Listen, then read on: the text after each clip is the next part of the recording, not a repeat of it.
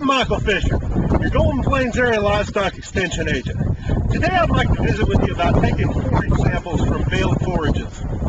When you do this, you need to do this as a core. A lot of people want to take grab samples, but really you don't get as effective of a forage test, and it will not be as accurate as if you get a core sample from your bales.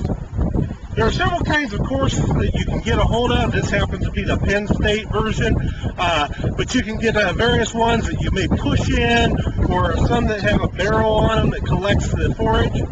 In the case of this one, we have small teeth on it. It runs on a brace bit, or you can get them to run on a cordless drill. We simply take our bale, put some pressure on it. We want to get a 90-degree angle on the bale. Allow the pressure and drill into our bale that we've chosen. We'll then pull out our sample, add it to a collection of other samples. When you get one of these cores, you can get a rod to take any packed in sample out. And then we just move on to get our next sample. What we want to do is get from 18 to 20 samples and put them together, mix them up well, and then subsample from that. You need to have about a half a pound of forage sample all collected when you send it into the lab.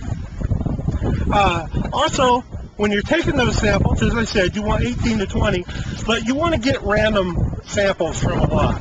So in other words, if you've got 100 acres of field out here that you've collected forage, in this case it's sorghum that we've baled up, choose 18 to 20 bales throughout the field at random to collect your sample out of, and then collect from the butt end of the bale. You don't want to go in on the side because your bale is flaked together, and if you go in from the side, you'll go up and the core will actually dig in between two flakes that have been baled at the same time from the same location in the field. If you go in at the butt end, you're going as a cross section as the baler went down along through the field and getting a better subsample of the overall field conditions. If you're collecting core samples on round bales, once again, you want to go in on the round or the curved side. You don't want to go in on the flat ends for the same type of reasons. Once you've collected your sample, you want to put it in a plastic Ziploc type bag. Many of the labs that do the forage analysis will have their own kind of bags available that you can get.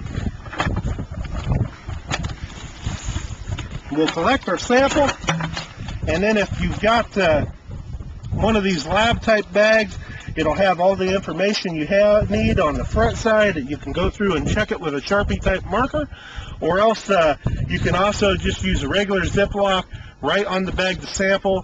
Usually they'll have a paper form of this that you can add with it. It is a very inexpensive way to test your forage, see what kind of nutritional value it has, and be able to match the right nutritional value of your hay to what your cows need. If you have any further questions about this or want to discuss it more, you can reach me at the Yuma County Extension Office in Ray, Colorado at 970-332-4151. Thank you and have a great day.